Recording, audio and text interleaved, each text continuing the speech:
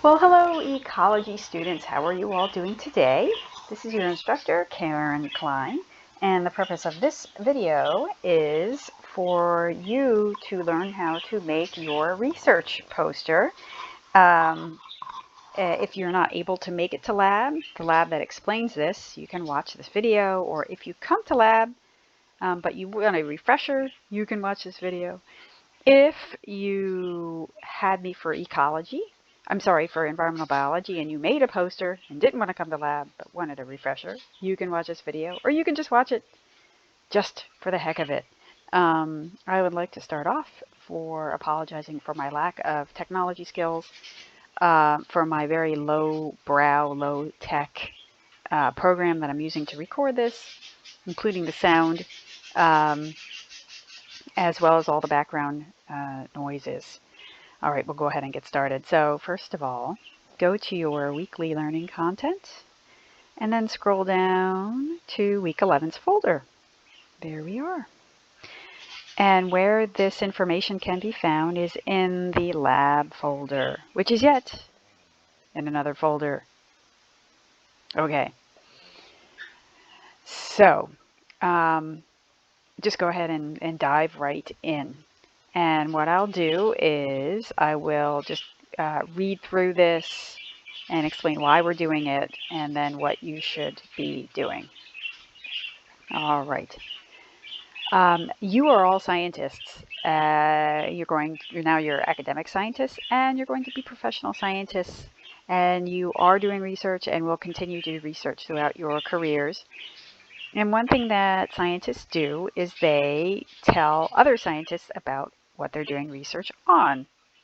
And the way this is often done, aside from scientific journals, is they have conferences, they get together, they party, they have fun, and they present their research. Now, this can be done in an oral format where you have people giving presentations, but there's a limitation to that because if you have a few rooms designated for people giving presentations, you may only be able to have maybe 15 people that are able to give presentations in a day.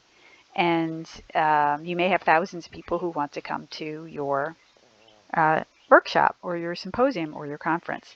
And so what is more often done is that those who do the research make research posters about their research, and then generally in a big area, like a hall or a big conference room, during certain times of the day, well, usually for the whole conference, these research posters are displayed. And during certain times of the day, the author of the research will stand with their poster, and then people can walk around and ask them questions about it. And often these posters are judged. Sometimes they are, I should say.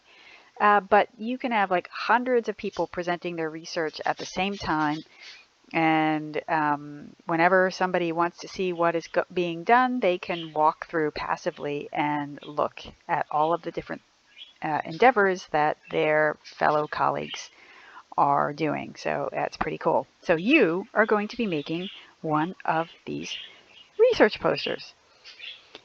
And also, I should say what's written here is that, which is very true, is that saying that you presented your research at a conference is a huge deal. You usually put it on your resume, or if you're trying to get into grad school or a transfer school where you presented your research. So this is a big deal. Okay, we'll go ahead and get started. So we actually did a few research projects. We participated in many long-term research projects that our ecology classes, my ecology classes at NCC are undertaking. Some have been going on for many, many years. And of those that you see listed here above, you will be making your research poster about one of these. What I have listed here are the different projects, and then the folders where you can find them, the week's folders where you can find the original handout as well as the data, and even some of them have pictures. So you want to pick one of those. And I will also say that before I forget. It seems like a bit of a non sequitur, but you can do this on your own or you can work in groups. It is totally up to you. All right, so we'll go ahead. Research poster, summarize your research in a brief format. Include pictures and tables and graphs. They aren't too wordy and they should be visually interesting and attractive. So the content is important.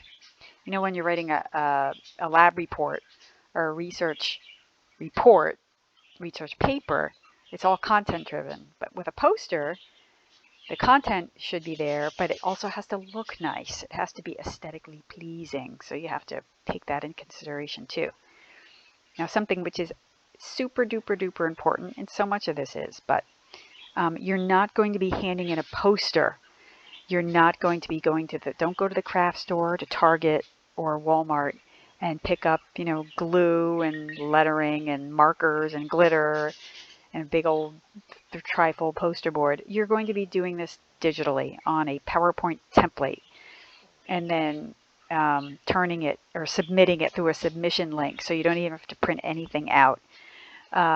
Please use PowerPoint or PDF.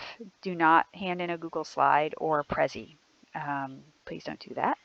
Also, this is a static or still presentation, so don't use video clips or GIFs or any weird kind of graphics like you would if you were making like a PowerPoint presentation.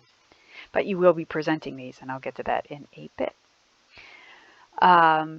So also on here is, I'm going to scroll down a bit, is you do have a template right here. You click on that and you download it. I have a screenshot of the template too. You also have a rubric, and I'll say that a dozen times. Make sure you follow the rubric. It's very specific, and it lays out the boxes you need to check as far as the content of your poster, what it needs to include. So I'm going to go back up, because what we're doing now are tips on constructing your poster. So once you pick a topic, right, download that template from Blackboard, the one that is right here. Download that. You can use your own template if you want to. You can Google research poster template. The thing with that is, and there are plenty of free ones available, is you know, it may look great. It may be a research poster someone presented at a professional conference, but for our exercise, for this particular assignment, the rubric is extremely specific to what it needs to have and where it needs to be placed, etc., and so forth. So if you use a template other than the one that's provided, you may have points taken off because it doesn't follow the rubric. So really keep that in mind. I've had students make that mistake in the past. First thing you want to do, and I'm going to kind of go back and forth here, as far as, you know, you've got this template, you know your topic. Go ahead and now I can't do this because this is just a screenshot, like a JPEG.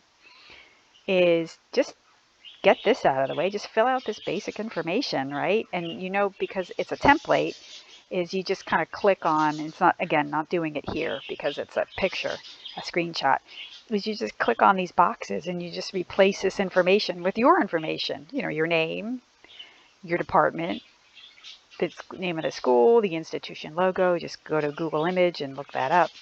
The course name or course number and the course name. And then what you want to do is you want to pick a title. Now for a research poster, the research poster title should, when someone looks at the title, they should know what your research was about specifically, right? Like what I have here, for instance, like when we did the habitat survey for the redback salamanders, the title of your poster should not just be salamanders. It's way too vague. Like it could be anything, really. It should be would be habitat preferences of the redback salamander, Plethodon cinereus. Don't forget the scientific name. Bethlehem, PA. It gives a location too. So you look at the poster and you're like, I wonder what the research was about. And you see the title, Habitat Preferences of the Redback Salamander, Plethodon cinereus, and Bethlehem, PA. It's like, okay, there's no question as to what you did research on. Whereas if your title is just salamanders, it's like, well, what did you actually do? Like the reader doesn't have to read any further to know what your research was about. So make sure you have a good specific title.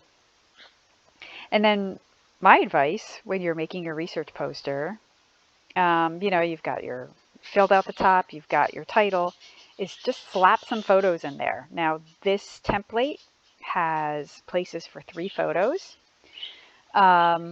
Your middle photo, screenshot, whatever, PNG file should be a table or a graph. And I think with everything we did this semester, it's going to be a table and not a graph of the results, of the data. So when a reader looks at your poster, that should jump out at them what the results were. As far as your other 2 photos, in a professional poster that you're going to present to a conference, you need to use your own photos that you took of your research. Since we don't have that many photos, I'm going to let you use there's some that are uploaded to the week's folders. You're allowed to use like Google Images. Just make sure they're not watermarked. And definitely be sure they are relevant to your research. Make sure they look great. Like if going on the salamander research, like this should be a picture of a redback salamander, right? Or something that's related to the study that you did. You could have a picture of the woods that we used, a picture of somebody looking under a log for these 2 pictures. Also be sure, while we're on the topic of pictures, is you see how it says figure 1, figure 2, figure 3. Make sure you replace that text with what the picture is about. Some students forget to do that, and these need to be describing the photos that you chose. So now you've got your photos in. As far as the introduction and materials section of your poster, you can see introduction, methods and materials. Just go to your lab handout and just summarize them. This is actually kind of tricky because as much as it's like, oh, well, that's easy enough, the introduction's written for me. The problem is the introduction on many of these lab handouts can be like 3 or 4 paragraphs long, and all you need are 2 or 3 sentences for the introduction. So you have to make sure you word it well. And obviously, you don't want to just copy and paste your entire introduction to this introduction in your research poster. It's too wordy. What a research poster is not. It is not the lab document, the whole thing copied and pasted onto a PowerPoint template. No. You just pick out the relevant information and then you write it here. Or retype it, reword it here. As far as, so you be brief, be succinct. Now, when you get to your methods and materials, you want to write what we did in the field. Here are a few things you want to make sure you don't do. On the lab handouts, when I type these labs up, they can be very general and very broad. It may not reflect specifically what we did in the field. And a good example of that is like for the turtle study is that I wrote in like all different scenarios. Like if we would use basking traps, for instance, I like put that in that basking traps are used. And we actually did not use basking traps. So if you have in your materials and methods that we used basking traps, you'll get points taken off because that's inaccurate. We did not use basking traps. We used the baited hoop traps. So definitely make sure that like you look over what's written in the lab handout and make sure it matches what we actually did in the field. The other part that you really have to be careful of is the methods and materials are generally they are written in like a future tense, like an instructive tense. Like, for instance, place the basking traps in green pond. This section should be written in past tense. So it should be written not like instructing you to place the basking traps in green pond. It should say like basking traps were placed in green pond, past tense. And also, you don't want to use first person. You don't want to say like we placed basking traps in green pond. It should be third person. Basking traps were placed in green pond. You should not use I did this, I did that, we marked the turtles. So be sure that it's third person and past tense, again, because the lab handout itself is generally not written in past tense, nor, I don't think it's written in first person or third person. I don't remember off the top of my head, but just keep that in mind. Now for your results section, the results, the data that we collected is either in your field notebook or on your lab handout, what you recorded, or generally it's written in that week's folder for the lab that you're writing up. And what you want to do for that section is you want to put that data in some sort of a table, but then you also want to summarize the results in 2 or 3 sentences as well. The part that can be kind of tricky is the discussion and conclusions. That's one section at the end. And what this does is it just brings the research that you did in context of a bigger global issue and significance. Describe the results, speculate about the results. Also for the section, you bring everything full circle and describe the significance, often globally, or the research of the research you carried out. For instance, for the monarch butterfly labs, you may state how this research is important given the threat of that monarchs are in danger of becoming extinct in the next 20 years, and that this research helps to prevent that. So, you know, well, you get it, like bring it all first circle. So this can be the trickiest to write. There's an acknowledgement section, and for this acknowledgement section, you just kind of thank, like you would thank your lab partner, your lab classmates, you thank the institution. If your study is on a grant, like the National Science Foundation, which none of ours are, but if it was, you would write, thank you to the National Science Foundation for providing the funding and to carry out this research. This can be written in first person, by the way. So, and I'll get to this, I'll touch on this again, but you're going to be presenting these posters, and I'll back up a little bit and say these posters will be presented to the class, but you will not be asked to stand up and discuss your poster. Like, you're not going to be presenting them personally. Of the 50-point assignment, I award a maximum of 35 of those points, depending upon the content, as you'll see through the rubric. 15 of those points are awarded by your classmates. We're going to present these posters, and your classmates are going to judge how the posters look, the aesthetics of the poster. Because as discussed earlier, you could have the most brilliant research in the room, but if your poster is really crappy looking, you won't have people stopping by to look at it and read it. It'll defeat the purpose of making a poster. So just some tips on aesthetics, how your poster appears. Be sure that you use a basic font. Don't get all funky and weird and fancy. Arial works good, Calibri works good.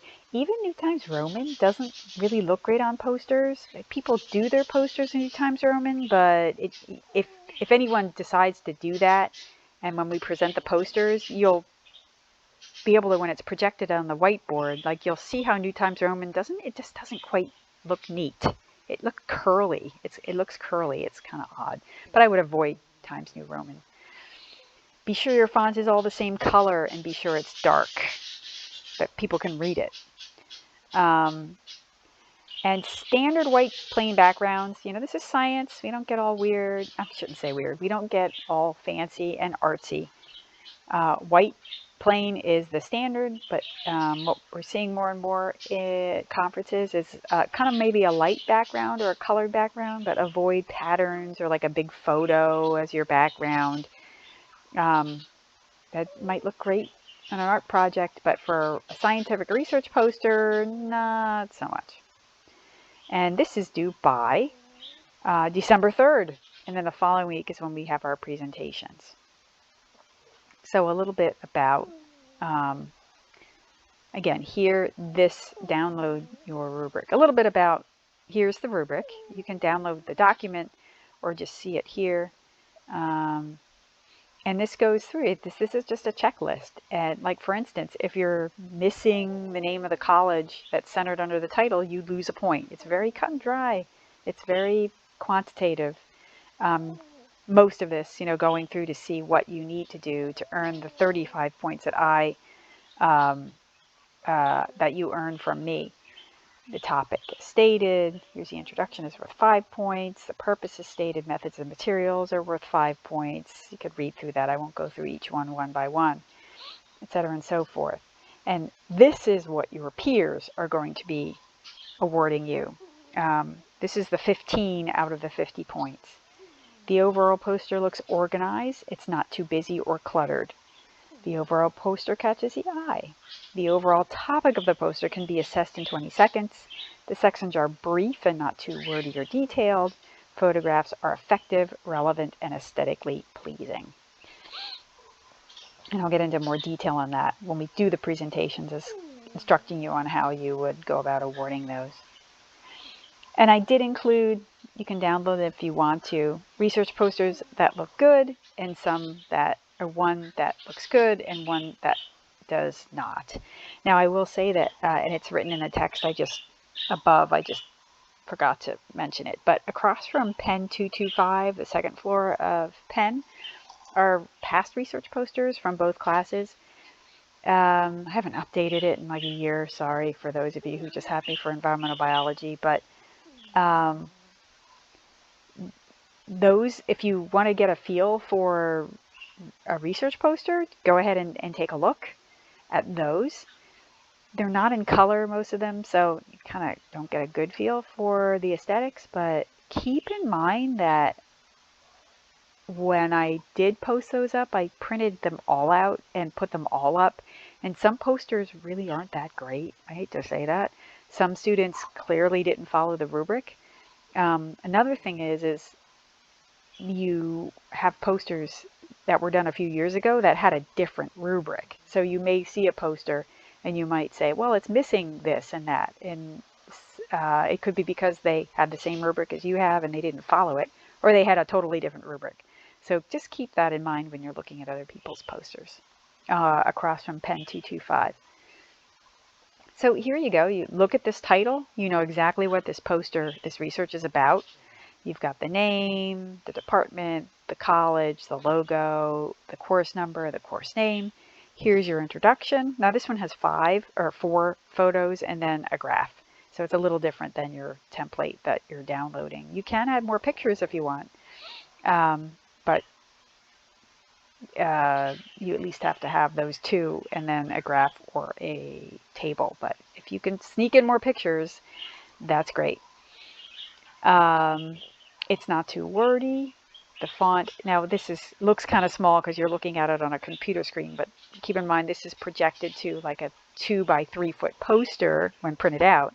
And on our whiteboard, this would be like the size of when we do a PowerPoint presentation. The photos look great. You know what the research is about. It's aesthetically pleasing. This research poster did not follow the rubric, and obviously I just got kind of funky and weird with this. I made this up. A student didn't actually hand this in. Thank goodness. But you see, the title isn't effective. You don't know what it's about. The photograph isn't effective. It just is. It's probably something about flowers. The background is awful. I have a son who's 14, almost 15, and I know this is is big now, like plaids. They're wearing a lot of those, but not on a research poster. Thank you very much. All the different fonts and all the different colors and fancy fonts and here, and you can't, yeah, just this is just obviously not a good poster. So if you have any questions between now and then, please feel free to email me or text me or visit me or anything you need to do to get to the end. Obviously this too is not a great poster. It's just for sillies. Okay, so again, take care, and I hope that was helpful. All right. See you later. Bye.